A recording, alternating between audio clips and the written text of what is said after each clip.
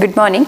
So now in the previous class we discussed about the instructions and instruction sequencing, and now if you consider the statement which we considered, okay, in order to understand the instruction sequencing, that is C is equal to A plus B, we saw 3-line code, okay, in order to execute this. So now if you want to add n such numbers, here we have only 2 operands.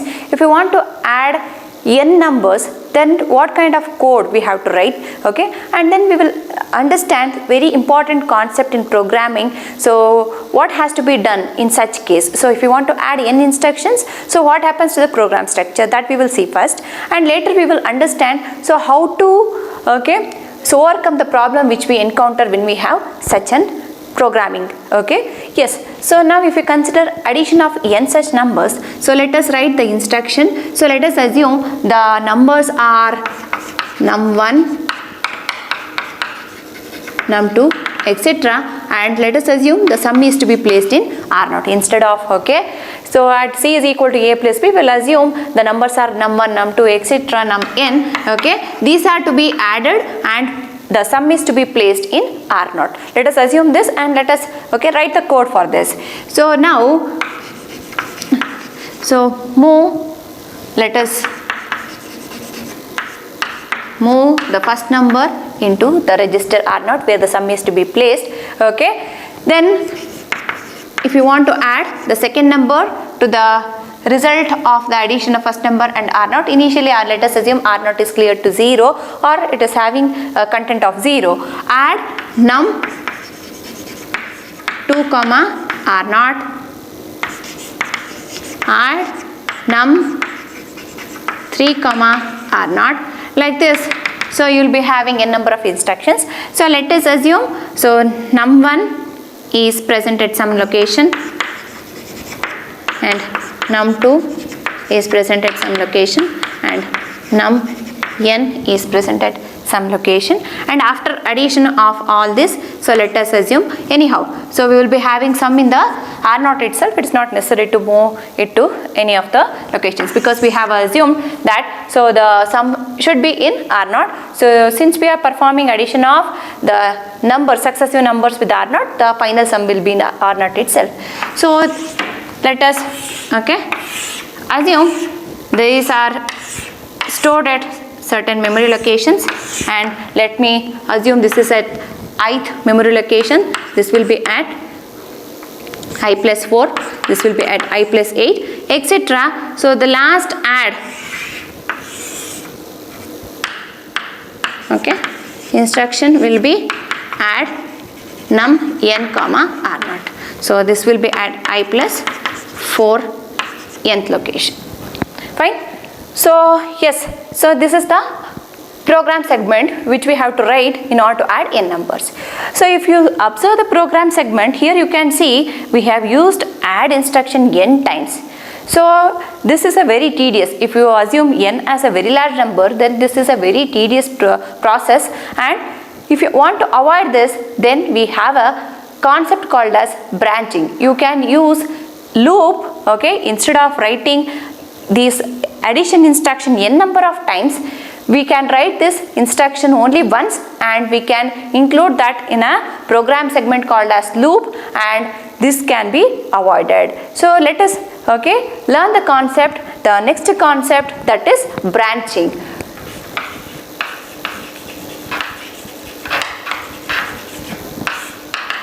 Yes, so now let us understand so what to be done, so how to construct the loop and how to control, okay, how to include the control statement in the loop so that the branch can happen according to your requirement. So here, so this is straight line sequencing. Here we have all the instructions, okay, so one after the other, and here it is not necessary to jump to any of the, okay, instructions at any point of execution. But when you consider branching, so it is a different, okay, type of execution that we will understand in today's class, okay. We will learn how to write the loop and then we will learn how the branch occurs, okay. Yes, so if we consider this, let us assume, so we have stored some, okay, n in some memory location, and let us move that into register R. Initially what we are doing, we are declaring, okay, a variable, so n, which holds the total number of numbers to be added. For time being, if you want to assume, you can assume it as 10, okay. 10 has been moved into the R1 register. Yes, after this, after moving this, if you want to assume, okay, or if you want to consider clear statement, you can clear the R0 contents, okay. Then now, so let us write the code for, okay, same, see, that is addition of n numbers using the loop. Yes, here the loop will start. Find the address of next number and add it to previous result, or you can consider add it to R. So you might be wondering why I am writing, okay, like this. So what is the, instead of using, okay, instead of writing the statements, so why I am writing like this? So why I have written like this is, so here it is not, meaning is, so instead of writing a single statement, I have written this because the address of the variable can be determined in n number of ways. So we are going to discuss that in the next module. There we have different addressing modes. Depending on the addressing mode, you need to, okay, so write the statements here. So now if you consider, so the indirect addressing mode, then the code becomes move n comma R1 clear R0, and let us assume here the loop is, okay, started. Add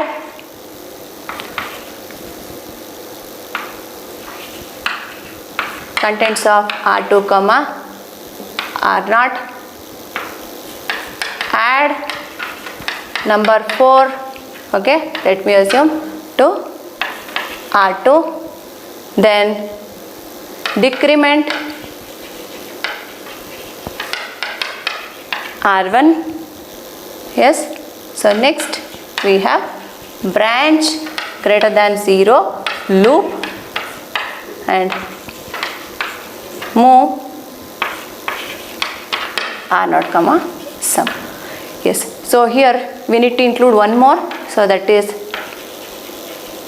move num1 comma R2. Yes, so in this case, if you observe, so I have written several statements. So let us, okay, analyze the program segment and let us understand, so how this branch is going to work. Yes, so initially I have written move n comma R1 clear R0. So the next statement, okay, should be move num1 comma R2, then followed by loop which contains certain statements. Finally we have, okay, move R0 comma sum, where we are moving the contents of, okay, R0 into the some memory location, that is sum, which is, okay, given a name as sum. So now let us understand, okay, how this program is going to work. Yes, so if you consider this one, as I said before, so let us assume n value is 10, that is the total number of numbers to be added is 10. So 10 is moved into the register R1. So R1 contains 10. Then clear R0. So R0 is clear to 0. Initially R0 is clear to 0. So we have this one. And next we have move num1 comma R2. So we are assigning. So in this case, so let us assume this num1 is the memory location. It is a, okay, address of the first number to be added. Address of first number to be added, okay. Therefore, so R2 as address of the first number to be added. Yes, now let us see what happens inside the loop. Inside the loop we have the first instruction as add contents of R2 comma R0. Yes, what we are doing, we are performing addition of contents of the memory location num1, okay, and R0. R0 initially as 0, therefore whatever the number we have in the first memory location will be added to R2, that is contents of, sorry, R0. Yes. So next we have the next statement as add number 4 comma R2. So add number 4 comma R2. In this case what we are doing? We are adding 4. So why we are doing this? So why we are incrementing or adding the register R2 which contains address of the first number by 4? So why? Because this, if you observe in all these examples, okay, in our discussion we will be considering a 32-bit computer. Therefore, so if you observe, the successive memory location will be at a difference of 4. Therefore, so we are adding 4 to R2 so that it points to the contents of next memory location. So in this case I have written these are contents. So instead of this, so here you can, okay, assume these are addresses num1, num2, etc.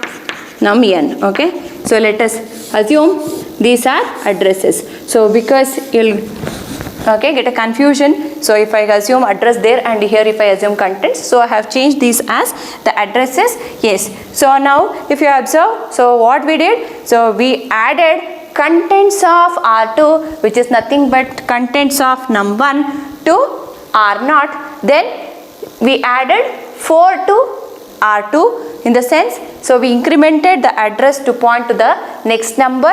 Therefore, so R2 in the next, okay, execution of in the next pass through the loop, it contains the next number, okay, to be executed, address of the next number to be executed. And the next statement we have is decrement R1. So decrement R1, what it does? So decrement R1, it is going to decrease the value of R1 by 1.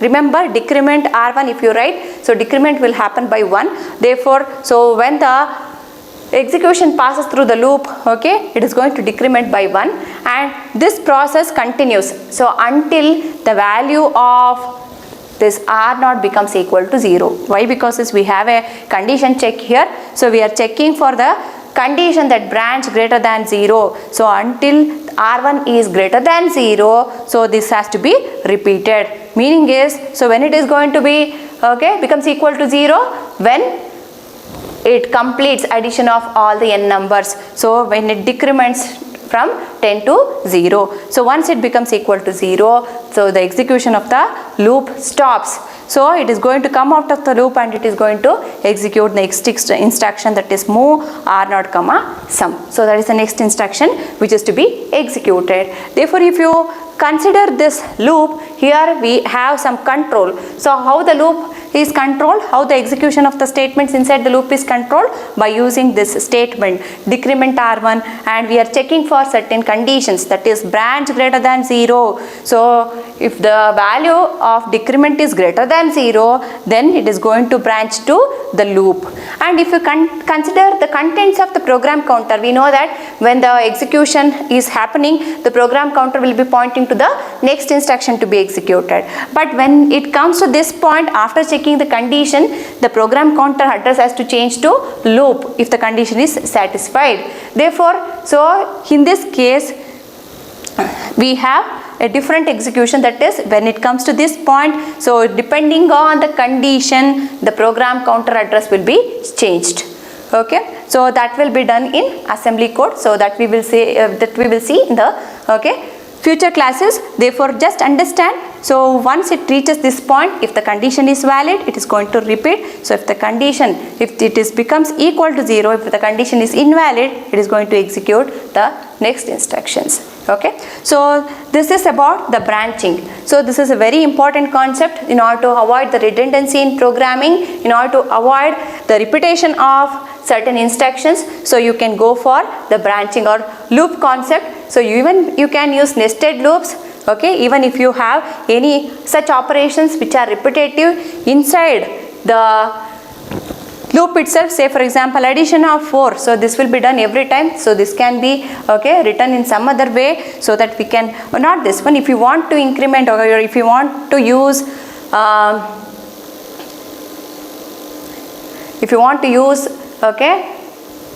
list data structure, addition inside the data structure, in such cases you can go for nested loop. So this is about the branching.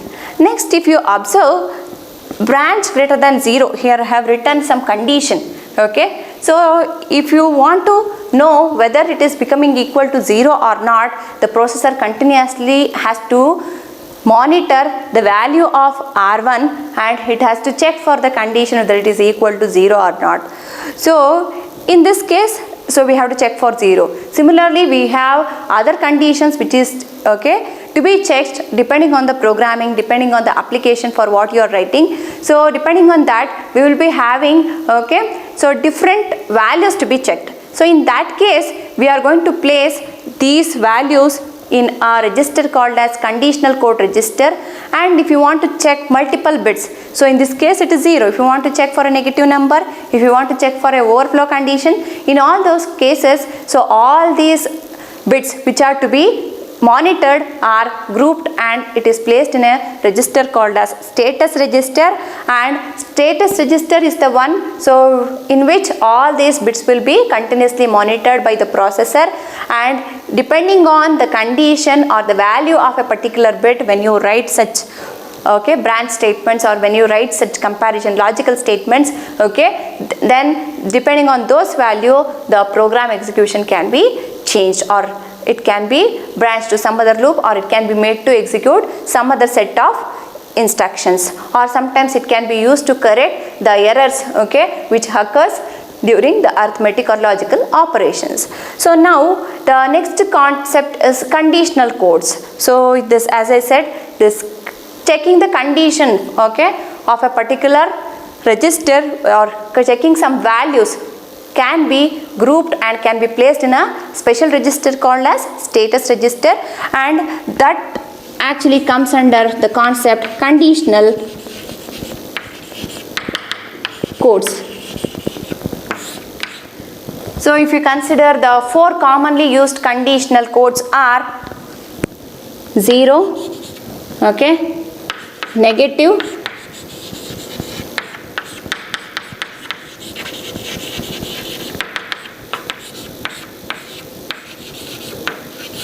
V, overflow, C, carry out.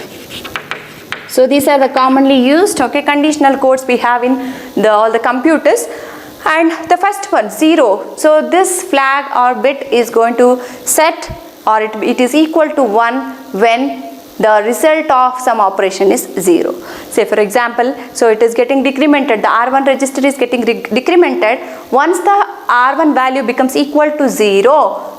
So this Z value will be equal to 1, and if Z is equal to 1, then it is going to branch to the loop, that is whatever the address we have in the loop. Yes, so like that, if you consider negative n, if the result of some operation or some statement execution is negative, then that n value becomes equal to 1 in the status register. Yes, so next we have overflow condition V. So if V is equal to 1, then what is the meaning? So if there is any overflow, that is if you consider the arithmetic addition of the binary numbers we have already seen. So what is overflow, arithmetic overflow? So whenever there is an overflow is nothing but the result is out of range. It is not able to represent the output so within, or by considering the number of operands, by considering the number of bits what we have assumed for the result. So if it is out of range, so that is the meaning. So if the result is out of range, it is not able to represent by considering the number of bits what we have taken for representing the output, then that condition is called as overflow. So that is represented by V. So that becomes equal to 1 when the arithmetic overflow occurs.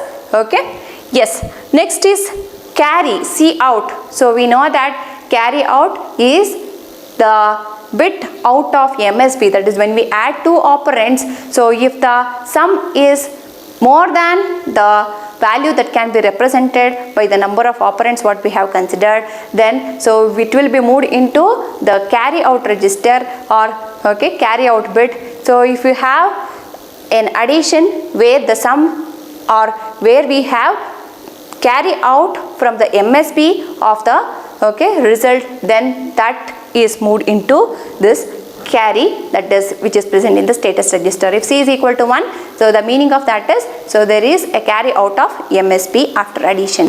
Okay, and this enables us to perform addition on numbers, so which can be represented by using the more number of bits than we assume. So carry will be, C will be an extra bit which will be considered for addition. Okay, yes. So now if you consider the branch, whatever we have written, okay, in this case, so branch greater than 0. So here what are all the status registers that will be inspected by the processor?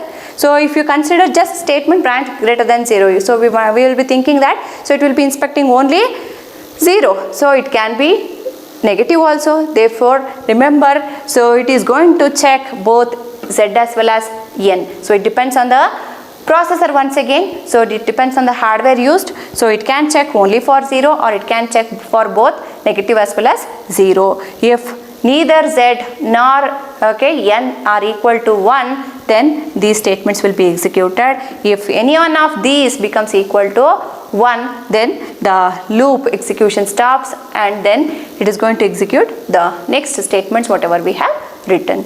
Yes. So this is about the conditional codes and the branching concept. Yes. Next let us consider the numericals on the arithmetic, okay, operations what we have considered, and the number representation topic. Yes. So if you consider the statement, we have represent the decimal values 5, minus 2, okay, comma 14, comma minus 10, etc. Okay, certain numbers are given as signed 7-bit numbers in the following formats. So what are the formats we need to consider? Sign and magnitude, 1's complement, 2's complement. Yes, we need to represent all this. So using these three formats, yes, let us consider a table. So let us include the first column as integer number. Next, let us consider sign and magnitude.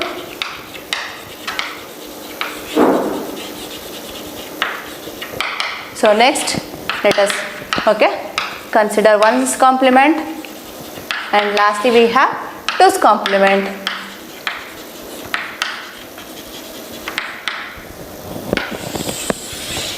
Yes, so now let us write down all the integers. 5 minus 2, 14 minus 10, 26 minus 19, 51 minus 43. Yes. So now if you consider the 7-bit number, let us see how to represent these, and let us understand so how to take the 1's complement, 2's complement for the given number. And one point we need to remember here is, so for positive, the representation remains same in all the three systems. Only for the negative we need to consider, okay, so 1's complement and 2's complement, wherein we will have a different notation. And if you consider sign and magnitude, so it is only the sign has to be represented by the MSB, rest is same, so we need to represent the binary code as it is. Yes, so out of 7 bits, the first bit is used to represent the sign. So let us use, since we have positive 0, negative 1, 0, 1, 0, 1, 0, 1. For all negatives I have taken it as 1, and for positive I have taken it as 0. So now let us use the rest, 6 bits to find out so the equivalent of these. Yes, so 5 is, so 1 0 1, so 3 bits are enough, but since we have to consider all the 6, so first 3 bits are 0, 5 is 1 0 1. Yes, if you want to use the arithmetic, that is the procedure to find out what is the equivalent of this integer in binary, you can use. So here I am directly indicating, so assuming that you know how to convert, so by a decimal value into integer value, integer value or decimal value to binary representation. Okay, fine. Yes, so minus 2, minus already indicated, so just we need to represent 2. So 2 0 0 0 0 1 0 is 2. Next we have 14. So 14 1 1 1 0, okay, is 14. 0 0 1, okay, this is 8. 8 plus 4 is 12. 12 plus 2 is 14. Yes, next we have 10.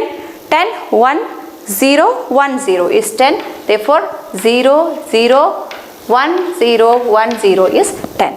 So yes, so here we have minus, so that I have already indicated in all the numbers. Therefore I am not taking the sign into consideration while writing the rest of the 6 bits. Okay, Yes, 26 we have, 26 is less than 32, therefore, so this is not required. So first bit is 0.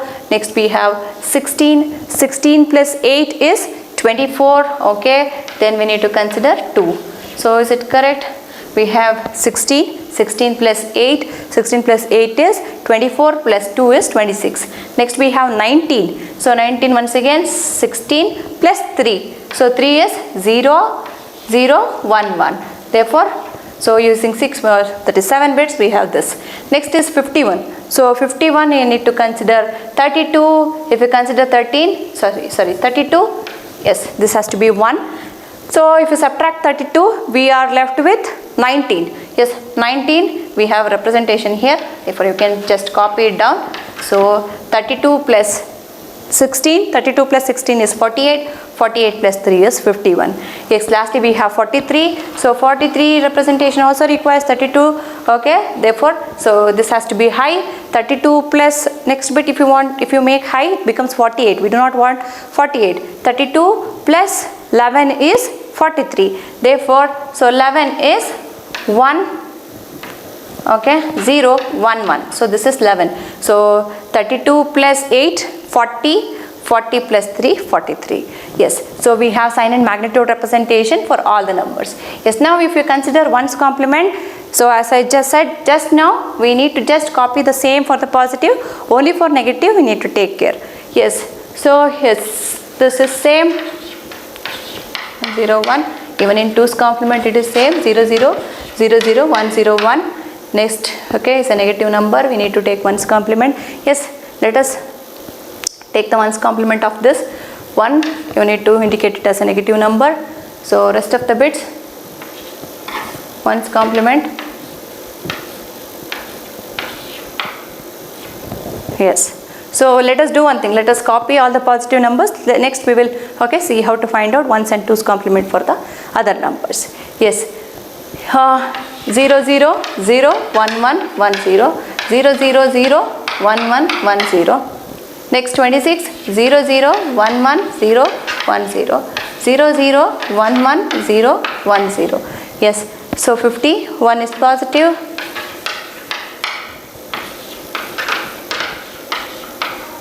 Yes, so I have copied all the positive numbers. So now let us see for the negative numbers. Yes, so if you add plus 1 to this, so 1's complement plus 1 is 2's complement. So let us finish 1's complement first, then we will see 2's complement for the same. Yes, so now if you consider minus 10, so minus 10 is, so leave the first bit.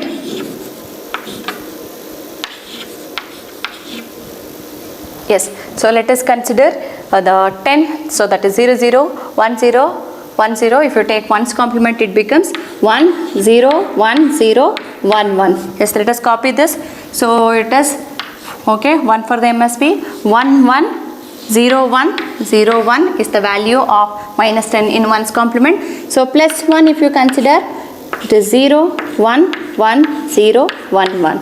Yes, so let us copy this. 1 is for MSB, so rest of the bits are 1, 1, 0, 1, 1, 0. Yes, so let us add and let us write this also. So if you add 1, so what it becomes? So 1 plus 1 is 0, carry is 1. Therefore last bit is 0, the next bit is 1.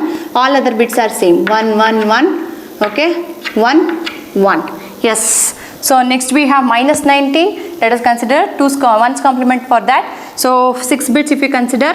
Once we have 0, 1, 0, 0, 1, 1. 1's complement of this is 1, 0, 1, 1, 0, 0. 2's complement of this is plus 1. If you add 1, 1, 0, 1, 1, 0, 1. Yes. So let us write, this is 1's complement, this is 2's complement. 1's complement is 1 is for negative, 1, 0, 1, 1, 0. Next is 1, 1, 0, 1, 1, 0, 1. Yes. So we have the last number minus 43. Yes. We have the representation as 1, 0, 1, 0, 1, 1 excluding the MSB.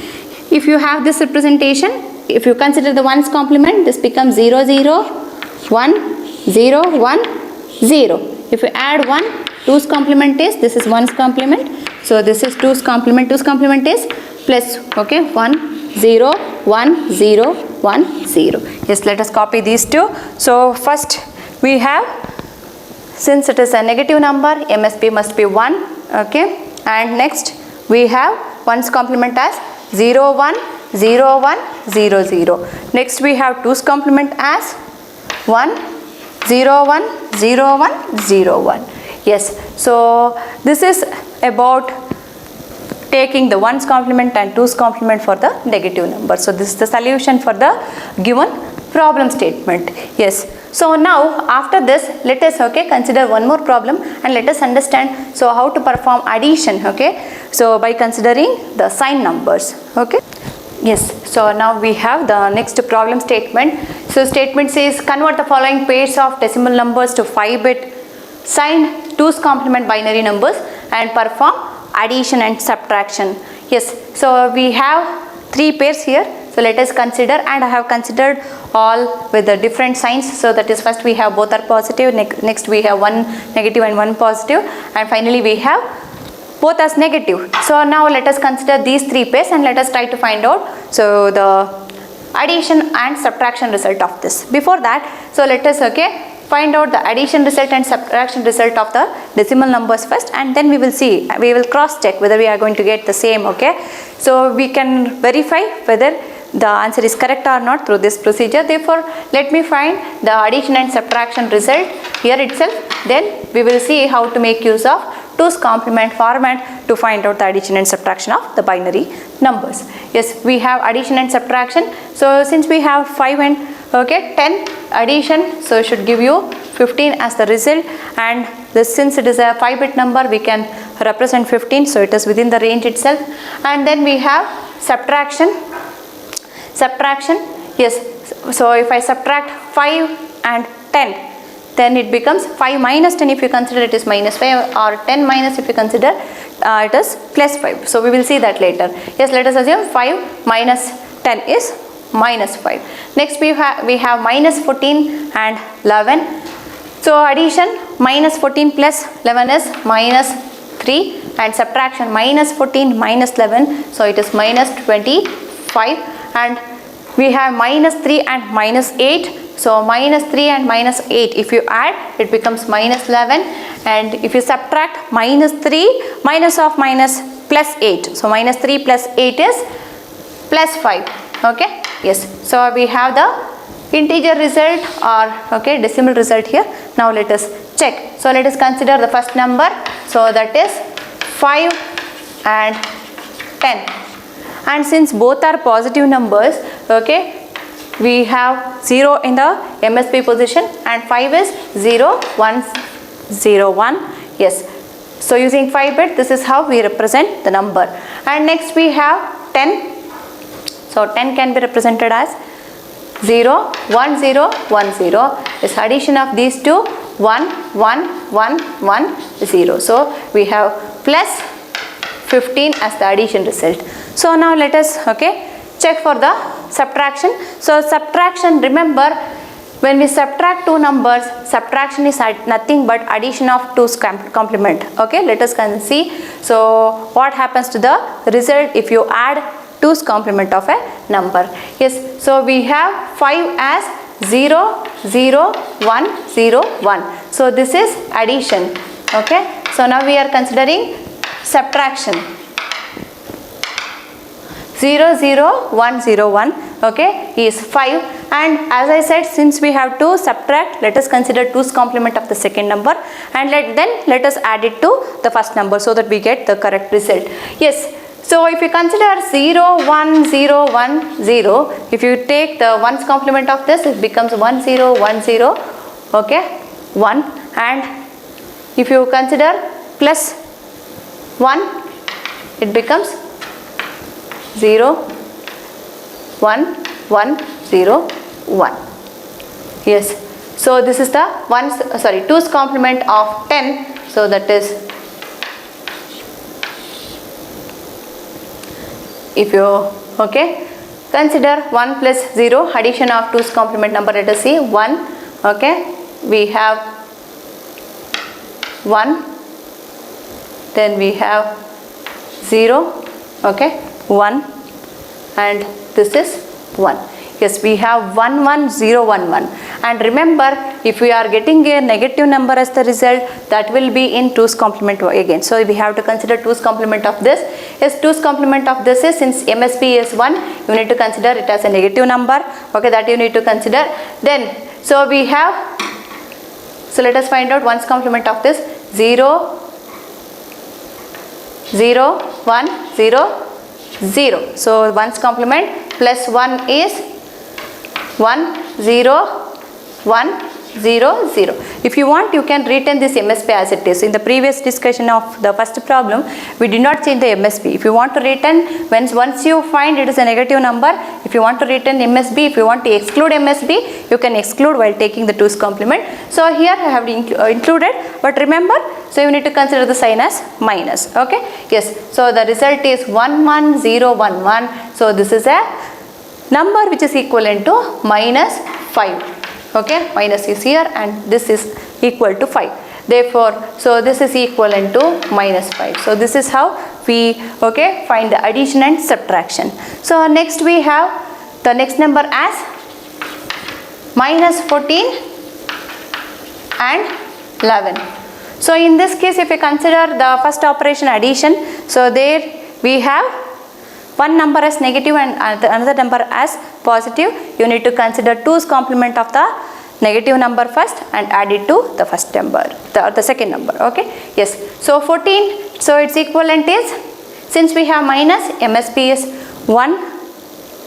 Okay, and here I am writing the binary equivalent. Later we will consider the 2's complement. First I am writing the binary equivalent 14. Yes, so this MSB is 1 since it is negative, and or if you want binary equivalent, okay, you can assume the sign bit as 0. Later you can take the sign bit, so it's not necessary. So here it is, let me consider MSB as 1 and 14 is 1 1 1 0. So 5 bit representation for 14 is 1 1 1 0. Yes, if you consider this, if you want to find out the 2's complement, take 1's complement of this.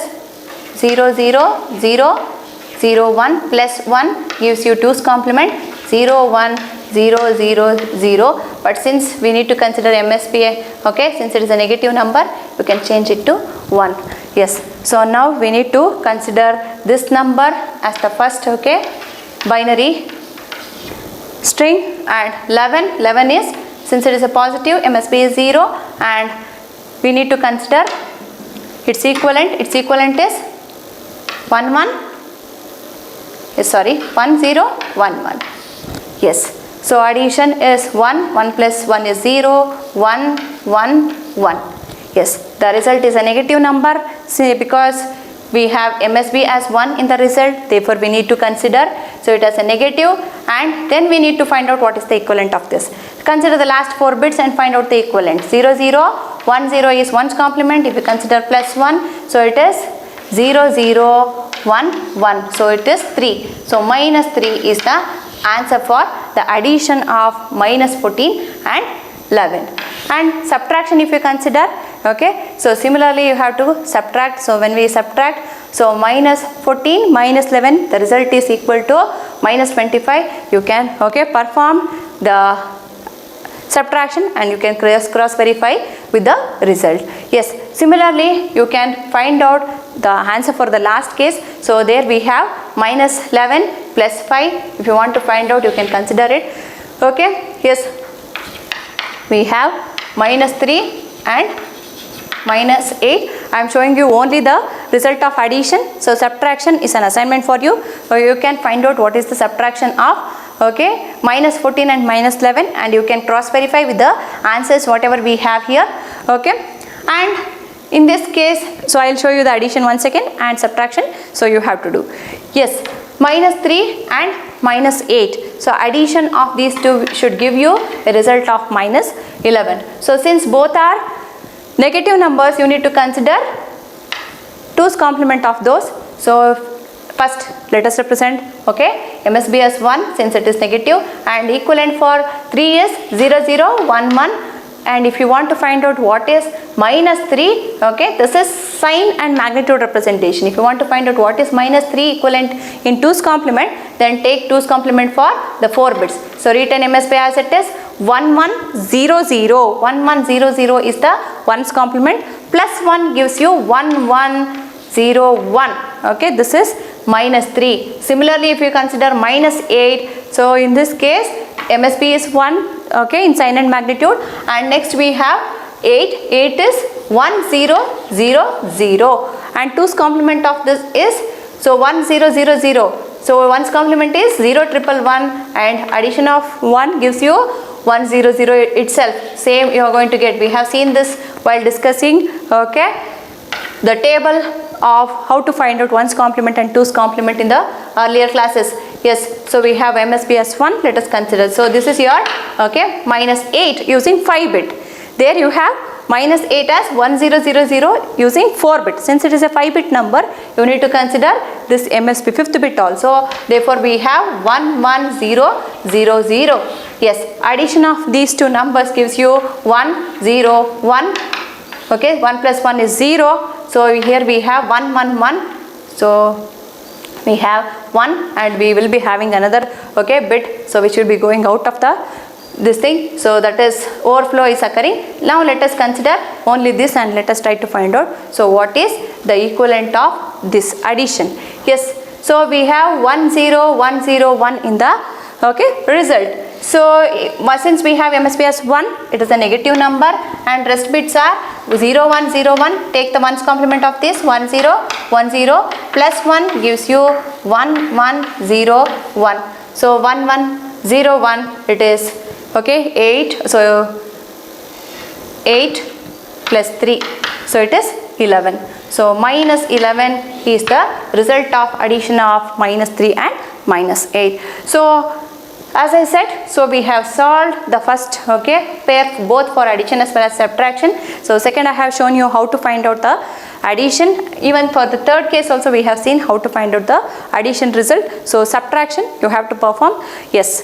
So now this is about the first module. We have completed all the topics in the first module. So in the next class we will be continuing with the second module. Yes. Thank you.